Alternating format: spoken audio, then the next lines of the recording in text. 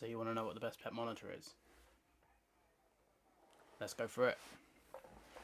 Hello everyone and welcome back to the Captive Raptors podcast, episode number 3 now. I thought I'd bring the face back and the lizards back. This is Mac. He's my big male. I'll introduce him a bit better in a minute. I've had a really busy week, to be honest, so this episode's going to be more of just a off the cuff, spewing off the top of my head, just my thoughts on the best pet monitor lizard, because you see that question a lot. So I thought I would cover it. You see these guys recommended a lot. So this is an Aki monitor, the only monitor lizards I keep that are actually friendly. So they're the only ones I can feature in sit down videos. This is Mac. This is Big Mac, Mackie boy. This is about as big as an Aki monitor will get. They get a bit bigger than this, but he's a big beastie male. So yeah, that's Mac. So people recommend Akis normally as the best beginner monitor purely because, well, they're relatively easy to tame, they're easy to socialise, and they're quite forgiving of your mistakes. We might as well just get right into it, and there's no point in me beating around the bush. My personal opinion on the best pet monitor is the one that you want to get. And there are caveats, and I'm going to go into that. So, for example, if you're fresh to lizard keeping and you've never had a lizard before, and you want to get a pet lizard, and you think to yourself, Nile monitors look really, really cool, I'd probably advise you don't get a Nile monitor. But I don't advise you go and get an Aki monitor if you don't like Aki monitors. Or I don't advise you get a bearded dragon or a leopard gecko. Excuse me. So, the reason I say this is because, myself included, I've been guilty of this in the past. You fall into the trap of beginner species.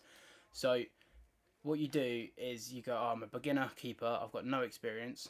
So, rightfully so, you shouldn't go into an advanced species because the chances are the species is going to have very minimal room for error. So if you make a mistake, which beginners do, which advanced keepers do, everyone makes mistakes, it happens.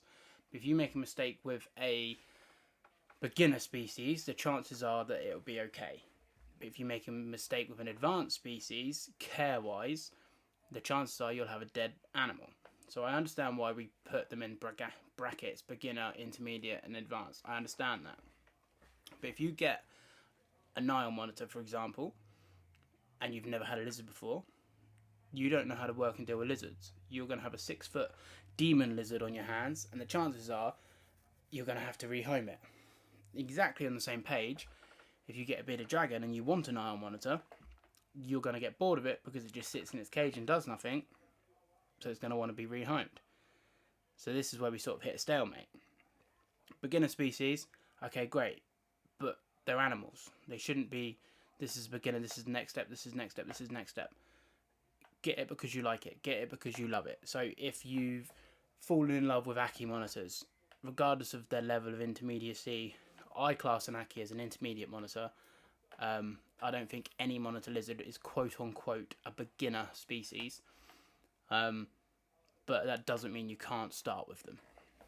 And the only reason I don't class them as beginner is because they have that little bit more intelligence to say your bearded dragon, whereas the care and lighting and setup may not be all that different.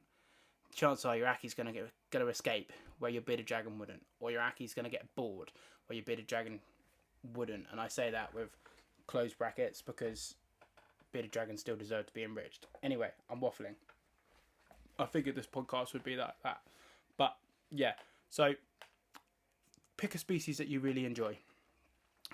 And if, I don't know what it's like in America because I can't comment because I live in the UK, but for example, if I wanted to get a Nile monitor, I would reach out to everybody who keeps them, regardless of where they're from, and I'd reach out and I'd speak to them. And what I'd be after are the cons, not the pros, because I'm already interested into it. So I don't need to be sold even more on a reason to get it. So I'd look for the cons. I say, well, why shouldn't I keep this Nile monitor? And I think that's very important because you need to go into stuff knowing what could go wrong and what may not work for you rather than what you like. So get a list of cons and then sit back down at the drawing board and go, do you know what? This list of cons is doable. I can still deal with this. So step 1, completed. Now step 2. Don't just go and buy the lizard. Speak to people close to you that have them. And if that's a pet shop, speak to the pet shop. Say that you want to go and just work with them for free, or speak to a keeper. I'm sure most keepers would love, if you want to get experience with Ackies and you live near me, come and clean them. Saves me a job. You can get a hands-on experience. I don't mind. And I imagine most keepers would be the same. So speak to some keepers. Speak to people that actually keep them. Try and get hands-on experience with them. See if you can find a really, really angry one. This is just based on Nile monitors. And a really, really great one. And speak to the people what they had to do in order to get that lizard to be that great. Or speak to the people that have tried and tried and tried, and that lizard still refuses to cooperate. Which some do. Some animals are individuals. Some people I know, pieces of work. Some people I know will go out their way for you, no matter who you are, no matter what you've done. So, once you've done that, and you've got your experience, if you can get experience, if you can't, we'll get back onto that. Once you've got your experience, you go back to the drawing board and go, right, I've got my list of cons, I've got my experience, is this lizard still for me? If it is, you look into housing. Can I house this animal? Can I afford this animal? The house I'm in right now is a tiny flat. This lizard needs a 10 by 6 by 6 enclosure in a year. Can I do that? No. Okay, rules are off. Yes, I can do that. Okay, great. Can I afford it? Speak to people again. How much is it going to cost me to feed it? This is across the board. This is not just Niles, but Niles are always out there as a cheap starter monitor. No, not at all. But anyway, can I afford to feed it? How much is it going to cost me to feed this lizard? I don't know, £50 a week. Okay, can I afford £200 a month? Plus heating, plus bulbs that blow, plus changing of substrate, plus all the other silly little stuff that comes with keeping lizards. Yes, I can. Okay, so you've done your research. This has taken 6 months to a year. Great, you're ready for that lizard. That lizard is not a beginner lizard, but you are no longer a beginner of the Nile monitor. You've done your research. You've done your due diligence. You're ready. Nothing will teach you more than having the animal. But you can't have the animal until you're ready for the animal. It's a hard one. I feel like Savannahs and Bosk monitors, Nile monitors, they get clumped into this group of just cheap African lizards. And because Niles are so impressive and big, and because Bosks are super tame and friendly and cheap, they get lumped into beginner monitors. I don't think they are beginner monitors. I think they're both advanced level monitors. But again, I don't want you to go and get a Beardy or a Leo or an Ackie or a Timor or anything that you don't want to get purely because someone said to you, Niles aren't beginners. If you want, get the species you want to get, just research it. As simple as that, really. And if you can't, go and get hands-on experience.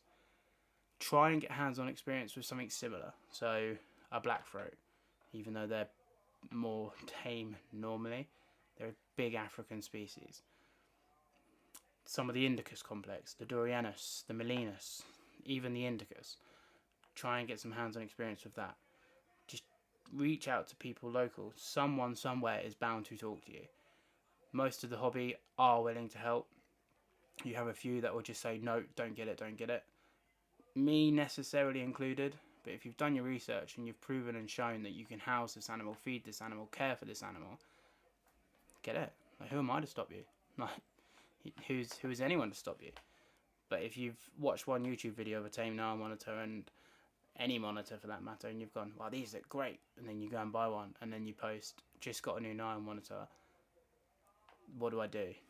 Any tips? There's a difference between asking for tips and having your research, because it obviously helps for more keepers to chime in. But I think it helps in the way that you word it.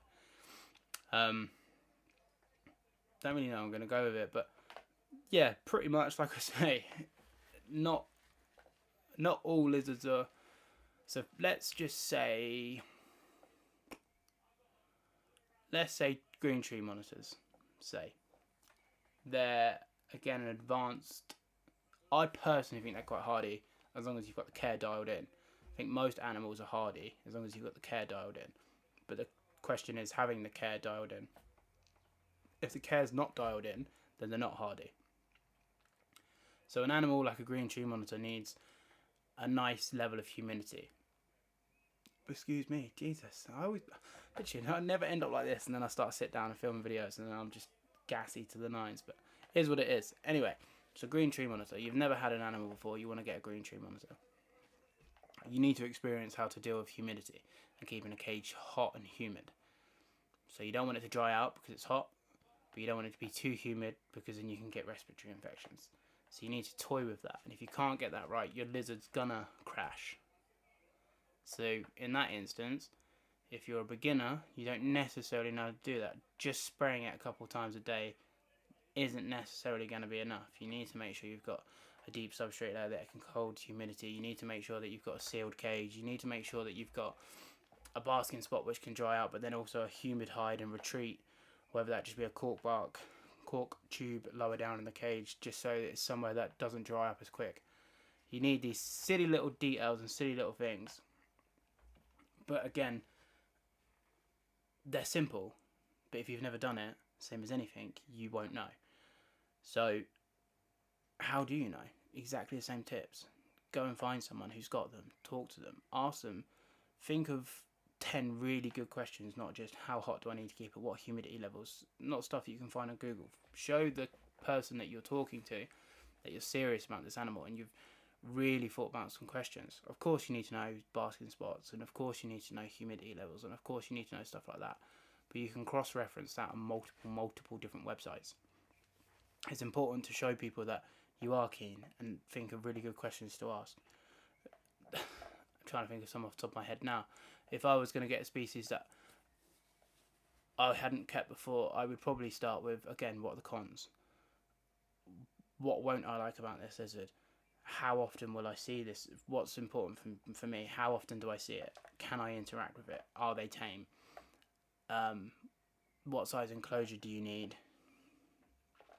How do you decorate your enclosure? What do you find they like? Do you find they like small branches, big branches, climbing vertically, climbing horizontally? Do you find that they like hiding in cork rounds? Do you find they like to burrow? Not necessarily for a tree monitor, but my tree monitor sleeps in a water bowl. So it all depends on your animal. What do they like? Think of these unique questions. Speak to people. Reach out to 10 keepers. Cross-reference the questions. Think about what you want from your lizard. Think about if you want, like I say, to be able to sit here with it on your shoulder and not move. Green tree monitor probably isn't for you. If you want something in the cage that's just going to fly around and be super cool and you can get it to walk up your arm, then the green tree monitor is for you. You just need to think about what you want, what you like, what you're trying to get from an experience of these lizards, these amazing animals. Get it all down and then go out and research it. And then get your animal. I learned so much more from every single species that I keep from keeping them. So I started off with a Boss monitor years back, and then when I moved here and started keeping, I started with Ackies and then went into a mangrove monitor. But I got Ackies because I wanted Ackies, not because I wanted to start something of monitor lizards. So I looked into researching Ackies and then I got Ackies. And I have Ackies for me because I want a lizard that I can handle. I want one I can interact with. I want one I can play with. And I also want one that my 4-year-old son can interact with. So that's why Ackies fill that niche for me. And then I got my mangrove monitor and my green tree monitors because I want something that I can challenge myself with. And the green tree monitors are different because they're a dream species of mine, but the Indicus, the mangrove monitor, I wanted something that could challenge me. I wanted something that I was almost scared to do. And I wasn't going into it blindly. I was fully aware. I think a lot of people get mangrove monitors and they go, why is it so shy? Why does it keep hissing at me? Why is it so flighty? I was fully aware of all of this. It turns out that mine's the spawn of Satan and tries to kill me every time I go in there, but we move. So you just need to, like I say, you need to learn your cons. You need to, you know your pros. You want the animal. You don't have to sell yourself on it. Learn your cons. Once you've learned your cons, maybe reevaluate what you want to get. But never, in my opinion, get a species for the sake of getting a species, just to earn your stripes as such. I don't think it's fair on them. If you've got a friend who's a breeder or a keeper and they want to lend you their Aki for 6 months, or they've got some babies that you can raise up and experience, your claws are very sharp. That's probably a good thing. Try that. I mean, I don't have anyone I could do that with, so if you do, then you're very lucky. I think America's a lot easier or wider scoped to do so than it is in the UK, but I could be wrong. But yeah, that was pretty much it for my 16-minute ramble on what's the best pet monitor. I think I'll give some actual tips on the species I keep and rate them out of 5 quickly. So best pet monitor that I keep for handling, I'm going to give an Aki. Going to give it to my Akis, 5 out of 5. I'll give my green tree monitors a 3 out of 5. I'll give my Boss monitor at the minute a 3 out of 5. I'll give my Mangrove monitor a 1 out of 5. I'll give my Timor monitors a 1 out of 5. And I'll give my Tristus a 1 out of 5. For interaction, Akis get a 5 again. Mangrove gets a 5. Tree monitors 5. Timor's 1. Bosk 4. For enjoying and viewing purposes, I will give the Akis 4. I will give the tree monitors a 5. The Mangrove monitor a 5. The Timor's 1. The Bosk a 3. For activity, as in how much there actually are out, so you can observe them, but that's why my Timors get 1, because they're never out, and they're always out when I'm working. So, yeah, but again, it depends on what you want. So, for me, the Akis tick more boxes, but aesthetically, the look of them, I love them, I think they're great. Like, look at this little, like, Triceratops armor-plated bulldozer thing, but the tree monitors and the Mangrove monitor for me have that look of the monitor that I love and adore, so that's why I have them and keep them. And Timors, I really enjoy the way that they look, but again, I never see them, and I only keep them purely because if no one does, then the UK won't have them anymore, so I'm sort of committing myself to them, even though that they're never out. So, but yeah, is 20 minutes enough for a podcast? I don't know. I can still talk, but I don't think I'm on that subject anymore. Yeah.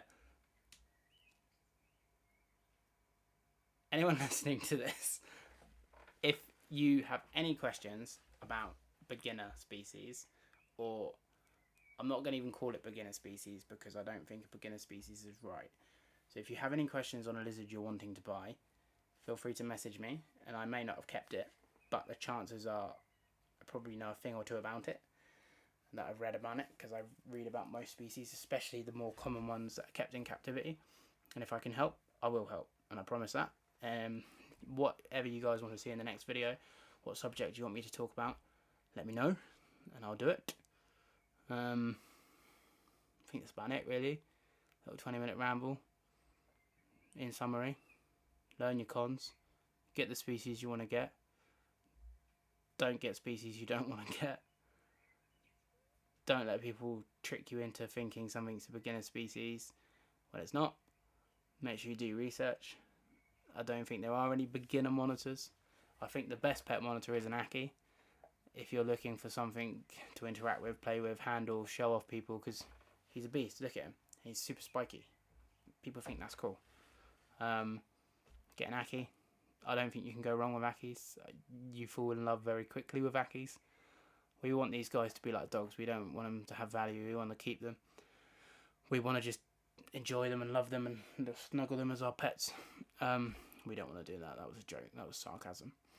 But we do. We want to love them. We don't want to just have to keep selling and rehoming animals because we're getting bored of them.